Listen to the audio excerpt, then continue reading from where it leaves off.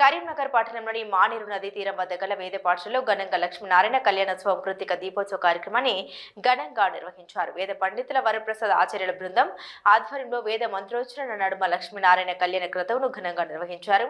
ఈ కార్యక్రమానికి భక్తులు అధిక సంఖ్యలో హాజరై స్వామివారి కళ్యాణాన్ని తిలకించారు. ఈ సందర్భంగా వేద పండితులు వరప్రసాద్ ఆచార్యులు మాట్లాడారు. జిఆర్ ఎడ్యుకేషనల్ ట్రస్ట్ వికాస తరంగిణి ఆధ్వర్యంలో కార్తీక మాసాన్ని పురస్కరించుకుని కృతిక దీపోత్సవం లక్ష్మీనారాయణ కళ్యాణోత్సవం నిర్వహించామని, అయితే ప్రతి మాసానికి ఒక ప్రత్యేకత ఉంటుందని, ఈ కార్తీక మాసానికి అధిష్టాన దేవత అయిన అగ్ని భగవానుని మరియు అగ్ని భగవానుని స్వామి లక్ష్మీనారాయణ కళ్యాణోత్సవం ఒక చోట జరుపుకోవడం ప్రత్యేకత అని తెలిపారు. ఇలాంటి కార్యక్రమాలు నిర్వహించడం వల్ల లోక కళ్యాణం జరుగుతుందని వారు తెలిపారు. అదేవిధంగా ఇలాంటి కార్యక్రమాల్లో విద్యార్థులు పాల్గొనే విధంగా నేడు పలు పాఠశాలకు చెందిన విద్యార్థులను ఆహ్వానించామని, వారు విధిగా హాజరై ఈ కార్యక్రమాన్ని తిలకించాలని కోరారు.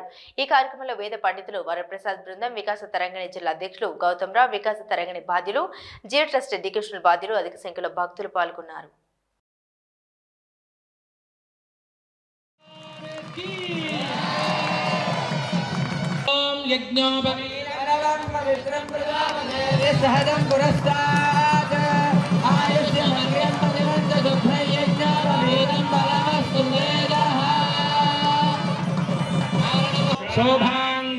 ఆ అగ్ని భగవానుని యొక్క స్వామి అయినటువంటి లక్ష్మీనారాయణుడు శ్రీమన్నారాయణుణ్ణి ఇరువురిని కలిపి ఒకచోట చేసుకునేటువంటి ఒక అద్భుతమైనటువంటి మహోత్సవమే ఈ కృత్తిక దీప మహోత్సవం.